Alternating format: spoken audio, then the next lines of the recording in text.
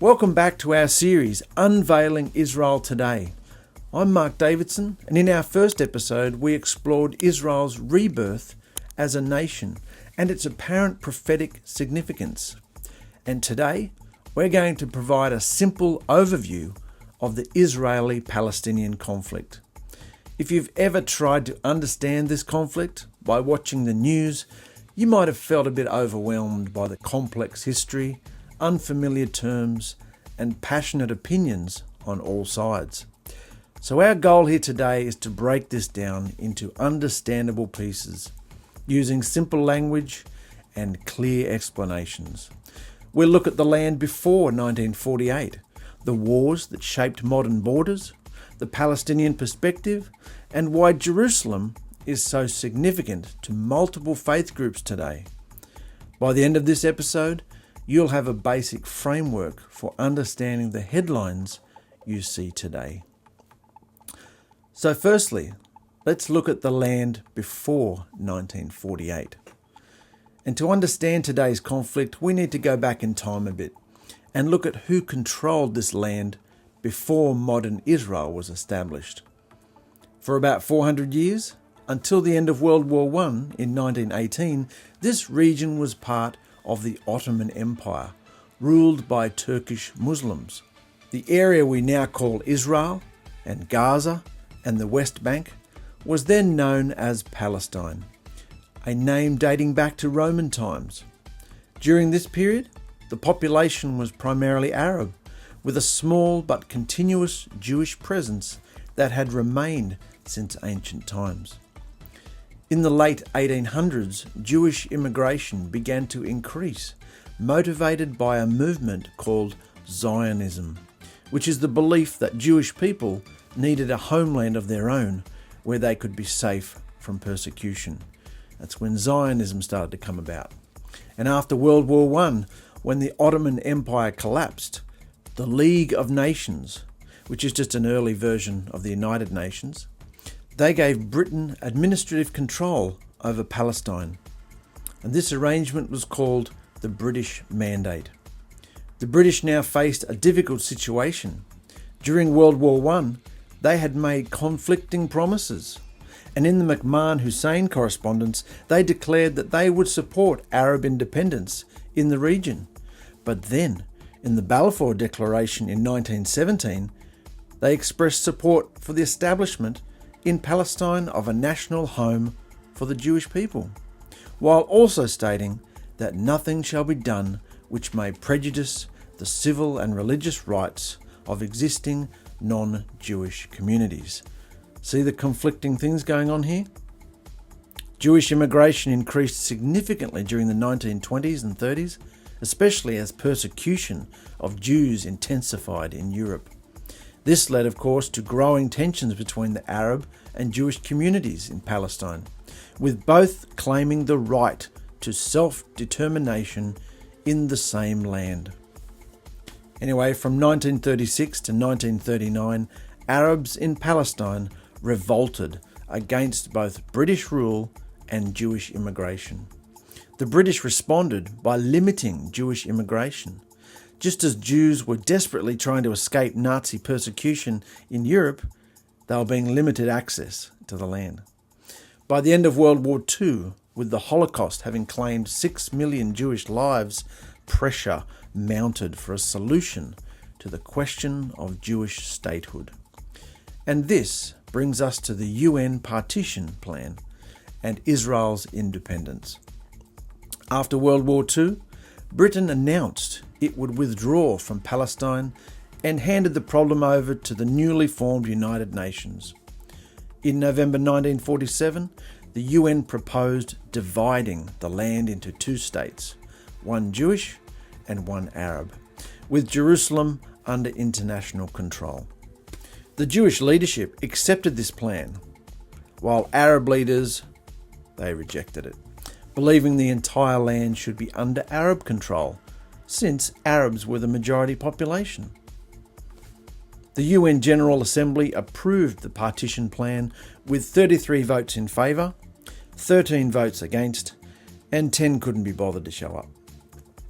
As the British prepared to leave, tensions escalated between Jewish and Arab communities. On May 14, 1948, as the British Mandate officially ended, Jewish leaders declared the establishment of the State of Israel. The United States recognised the new state within minutes. But on the very next day, 5 Arab armies from Egypt, Jordan, Syria, Lebanon and Iraq, they invaded the new state, beginning what Israelis call the War of Independence, or what Palestinians call al-Nakba, which in English means the catastrophe, al-Nakba. When the fighting ended in 1949, Israel controlled more territory than the UN partition plan had even allocated. Jordan took control of the West Bank and East Jerusalem, including the Old City with its holy sites. Egypt took control of the Gaza Strip. The proposed Arab-Palestinian state never materialised. During this conflict, around 700,000 Palestinians fled or were expelled in what became Israel. They expected to return after the fighting, but Israel did not allow them to come back, fearing they would undermine the Jewish state. So at roughly the same time, about 850,000 Jews living in Arab countries, they also faced persecution and were forced to leave their homes, with many finding refuge in Israel. These events established the core issues of the conflict that still continues today. Competing claims to the same land, the status of Palestinian refugees and their descendants, and also control of Jerusalem. So let's have a look at the wars that shaped modern borders, because the borders we see on maps today were largely shaped by 2 major wars after Israel's independence. From 1948 to 1967, Israel existed within what are now called the pre-1967 borders, or the Green Line. During this period, the West Bank was controlled by Jordan and the Gaza Strip was controlled by Egypt. East Jerusalem, including the Old City and its holy sites, was under Jordanian control. But in May 1967, tensions escalated when Egypt blocked Israel's access to the Red Sea and moved troops towards the Israeli border. Syria and Jordan also prepared for a possible conflict. On June 5, 1967, Israel launched a preemptive strike, beginning what's known as the 6-Day War. And in less than a week, Israel defeated the armies of Egypt, Jordan, Assyria, dramatically changing the map of the region. Israel captured the Sinai Peninsula and the Gaza Strip from Egypt, the West Bank and East Jerusalem from Jordan, and the Golan Heights from Syria. Most significantly, though, for many Jews, is that Israel gained control of the Old City of Jerusalem, including the Western Wall, which is the holiest site in Judaism. After this war, Israel began establishing settlements in these captured territories, particularly in the West Bank and East Jerusalem. These settlements have become one of the most contentious issues in the conflict, because in 1973, Egypt and Syria launched a surprise attack on Israel during Yom Kippur, the holiest day of Judaism. After initial Arab gains, Israel pushed back, and eventually a ceasefire was reached. This war led to peace negotiations, and in 1979, Israel and Egypt signed a peace treaty. As part of this agreement, Israel returned the Sinai Peninsula to Egypt. This was the first peace treaty between Israel and an Arab state. Today, Israel has also signed peace treaties with Jordan, the United Arab Emirates, Bahrain, Morocco, and Sudan. However, the status of the West Bank, Gaza Strip, and East Jerusalem remains unresolved still, forming the territorial core of the ongoing Israeli-Palestinian conflict. So what's the Palestinian perspective here? We can't just go on what Israel's saying. We need to know the Palestinian side, what they were holding as well.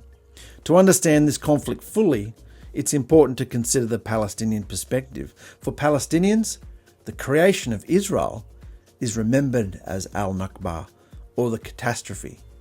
Many families lost homes, land, and businesses they had held for generations. Palestinian refugees and their descendants, now numbering in the millions, live in refugee camps in the West Bank, Gaza, and neighbouring countries like Jordan, Lebanon, and Syria. Palestinians view themselves as the indigenous population who have been displaced by foreign settlers. They point to their long history in the land and argue that they shouldn't have had to pay the price for Europe's persecution of the Jews. In the West Bank, Palestinians live under Israeli military occupation. Their movement is restricted by checkpoints, permits, and the separation barrier Israel built during the Second Intifada, which is the Palestinian uprising in the early 2000s. Israel says these measures are necessary for security, while Palestinians see them as collective punishment and a violation of their rights. So there's two sides to every story, isn't there? Palestinians were there a long time ago as well. In Gaza, Hamas took control in 2007 after winning many elections. Israel and Egypt imposed a blockade, restricting the movement of people and goods. While Israel says this is necessary to prevent weapons smuggling, the blockade has created severe humanitarian challenges for Gaza's civilians. Palestinians seek self-determination and an independent state, typically envisioned in the West Bank and Gaza Strip, with East Jerusalem as its capital.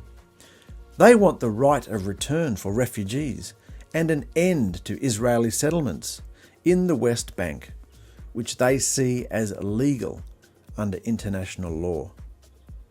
So you've got to see the perspective of all the different people, haven't you? Not just Israel, but you've got to see the Palestinian perspective, what Hamas is doing. You've got to see it all. Now, regarding Jerusalem's significance, at the heart of this conflict, both geographically and symbolically, is the city of Jerusalem, truly unique in being sacred to three major world religions: Judaism, Christianity, and Islam. This religious significance adds a spiritual dimension to what might otherwise be just a political conflict. For Jews, Jerusalem has been the spiritual and physical centre of their faith for 3,000 years. King David established it as his capital around 1000 BC, and his son Solomon built the first temple there. The Western Wall is the last remaining structure from the Second Temple complex, which was destroyed by the Romans in 70 CE, and Jews all around the world still pray facing Jerusalem. For Christians, Jerusalem is where the Messiah taught, was murdered, buried, and resurrected. In fact, the Church of the Holy Sepulchre, built over the traditional sites of their Messiah's death and burial, well, that's one of Christianity's holiest sites. And for Muslims, Jerusalem is their third holiest city after Mecca and Medina. The Dome of the Rock at Al-Aqsa Mosque stands on the Temple Mount. Muslims believe the Prophet Muhammad ascended to heaven from this location during his night journey. Did Muhammad even exist though? From 1948 to 1967, Jerusalem was divided. Jordan controlled the eastern part, including the Old City with its holy sites, while Israel controlled the western part. Jews were not allowed to visit their holy sites anymore during this period. After Israel captured East Jerusalem in 1967, it unified the city under its control and annexed East Jerusalem, a move still not recognised internationally. Israel declared Jerusalem its eternal and undivided capital, while Palestinians still claim East Jerusalem as the capital of their future state. Today, the Temple Mount, or Haram al-Sharif, operates under a delicate, very delicate arrangement.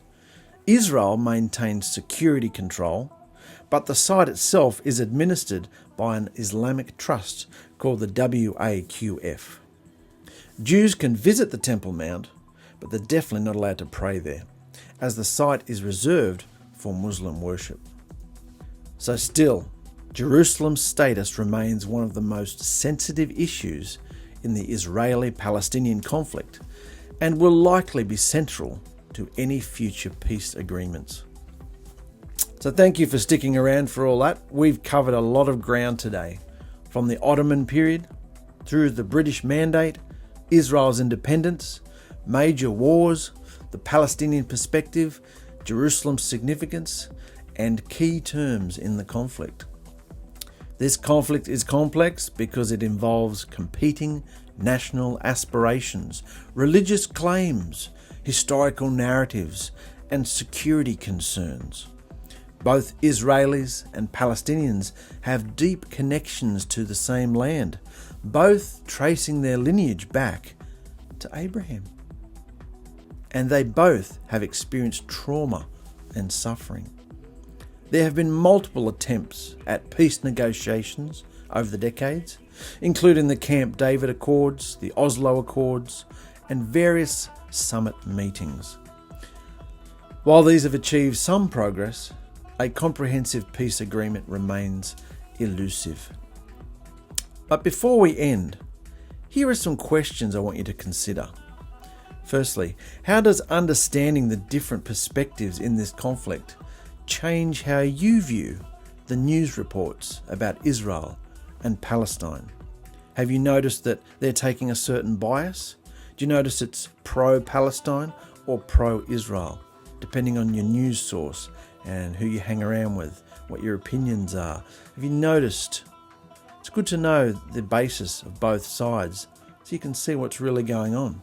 Secondly, if Elohim, God, of Scripture, clearly states, which he did, that he divorced his Hebrew Jewish people and sent them packing into the nations, then is their spiritual birthright and even their land covenants rendered null and void now? If Israel broke the everlasting covenant agreement, then is it truly everlasting? Or is it in need of a fresh do-over with different blood to seal the deal? And whose blood could possibly be an upgrade from animal and human blood? And finally, is Israel truly fulfilling spiritual prophecy by causing all this war and mayhem? Putting herself into prophecies and claiming she is something? Let's not forget it takes two to tango here though. Palestine is far from innocent, but they're not inserting themselves into scriptural prophecy through sleight of hand and misdirection, are they? All the while forming secret alliances and ensuring global religious and political control through every form of commerce and media available today. But Israel indeed is, and has been for hundreds and hundreds and hundreds of years. Just follow the money, follow the wars, follow the scandals, follow the media, the global control, and you will find the Jews sitting at its centre. Scripture even declares that she sits as a queen, declaring, "I am no widow, and I will see no sorrow." Israel refuses to accept that she is a divorced harlot bride, a dirty old whorebag, the Creator's wicked, haggard, nagging ex-wife, full of debauchery and idolatry. Hence, his certificate of divorce. Have you ever faced that the state of Israel in the Middle East today has no claims to any chosen land, according to Scripture? They have no firstborn status as the chosen people. They're divorced. They're kicked out. They're cursed, actually. They killed the Messiah and they said, "The curse will be upon us, all future generations." And what's happened ever since? What curse has come upon them? And yet they still deny it. So they have no firstborn status as the chosen people anymore. So you better wake up and see through all the smoke screens. Time is very short.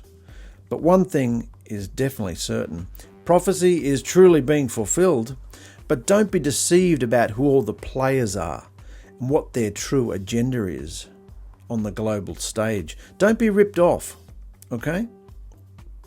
So in our next episode, we'll explore some of these key players in the Middle East, the nations and groups that influence the Israeli-Palestinian conflict, and whether or not they relate to scriptural prophecy or not. So thank you for joining me today. I hope you'll join us next time as we continue unveiling Israel today. Remember, stay awake, keep watching, and endure until the end. Thank you.